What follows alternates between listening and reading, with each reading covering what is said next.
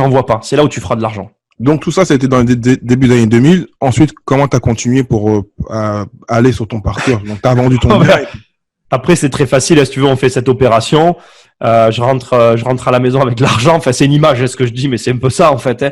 Tu as 22 ans, 23 ans, 21, enfin, je sais plus trop, tu vois, dans ces eaux-là.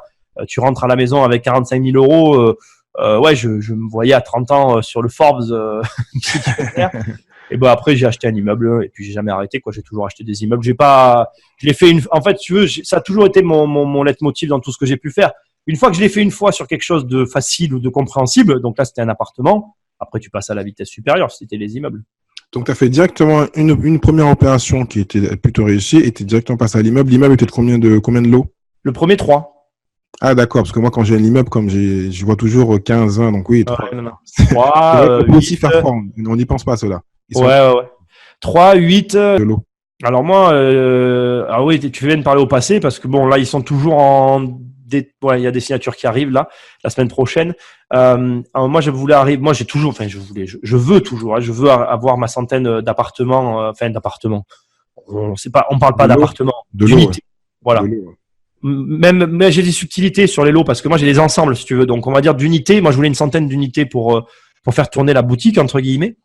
Et je suis monté à un peu plus de 70, sachant que cette phrase, il faut la prendre, je la tourne comme ça, mais j'aime bien le préciser, il faut pas la prendre au pied de la lettre. C'est-à-dire que quand je dis 70, un peu plus, j'ai pas 70 appartements, c'est des immeubles. Donc, en réalité, il faut que les personnes qui nous écoutent comprennent ce qu'il y a de caché derrière tout ça. En réalité, c'est X immeubles, donc un peu moins d'une dizaine, répartis en appartements.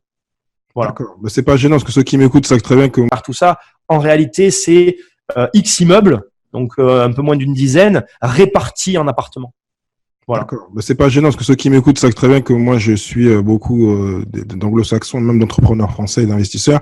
Et mon exemple, c'est Grant Cardone qui en a 4000 et qui va sur le 5000. Et puis un autre qui est le collègue de Robert Kiyosaki qui en a 8000. Donc voilà. Je dis, il faut voir grand, c'est pas moi j'ai fait l'erreur de voir petit, donc voilà, faut voir grand, faut pas se prendre la tête, voilà. Et quand on passe par les immeubles, ça va très très vite. Oui, c'est ça. Et il faut comprendre encore une fois, voilà, je suis pas allé 70 fois chez le notaire. Il faut savoir aussi que dans ce patrimoine, il y a des lots qui sont redestinés à la vente. Hein. Il faut pas croire qu'en fait tout est. Déjà, j'ai rien. On va commencer par ça. Je vais le tourner autrement. Moi, j'estime que j'ai rien en fait. J'ai que des sociétés qui possèdent des choses. C'est déjà très différent. C'est bien précisé. Comme ça, le fisc n'ira pas te voir. Si, il viendra quand même me voir, ça changera rien. Mais voilà, moi personnellement, j'ai rien en fait. Tout est à des entreprises et moi, je prends des revenus à tout vider pour pouvoir vendre. Donc, je vous laisse imaginer que j'ai quand même des charges. C'est pas la meilleure période de ma vie. Alors, vous le voyez, enfin, ça doit s'entendre. Hein, je suis pas du tout stressé. On imagine bien que j'ai quand même un fonds de roulement et que je sais gérer ma boutique. Mais en attendant, c'est des moments qui sont difficiles à passer parce que là, tu vois, c'est tenu vide depuis un certain temps maintenant.